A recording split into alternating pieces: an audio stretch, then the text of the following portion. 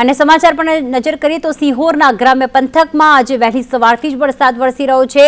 વરલ, રબારિકા, ગુંદાળામાં વરસાદ, કાજાબદર અને ધુક્કા તથા ટાણા ગામમાં પણ વરસાદ વરસી રહ્યો છે। સમગ્ર સિહોર પંથકમાં આજે વહેલી સવારથી જ વરસાદ વરસી રહ્યો છે। તો વરલ છે, રબારિકા છે, ગુંદાળા ગામમાં વરસાદ, ખાંભા અને કાજાબદર તથા ધુક્કા, ટાણા સહિત ગ્રામ્ય પંથકમાં વહેલી સવારથી વરસાદ વરસી રહ્યો છે। સવારથી જ જોરદાર વરસાદ ચાલુ થતા હાલમાં વરસાદ યથાવત છે। ઠેર ઠેર ગ્રામ્ય વિસ્તારમાં ક્યાંક ઉકળાટ બાદ રાહતનો વરસાદ, વિરામ બાદ વરસાદ આવતા ખેડૂતોમાં પણ ખુશીનો માહોલ। મુકેશ જોશી વધુ વિગતો સાથે જોડાઈ ગયા છે। મુકેશ, સિહોરના ગ્રામ્ય પંથકમાં વરસાદ વરસી રહ્યો છે, કઈ કઈ ખેતીને, કયા કયા પાકને આનાથી વધુ ફાયદો થશે?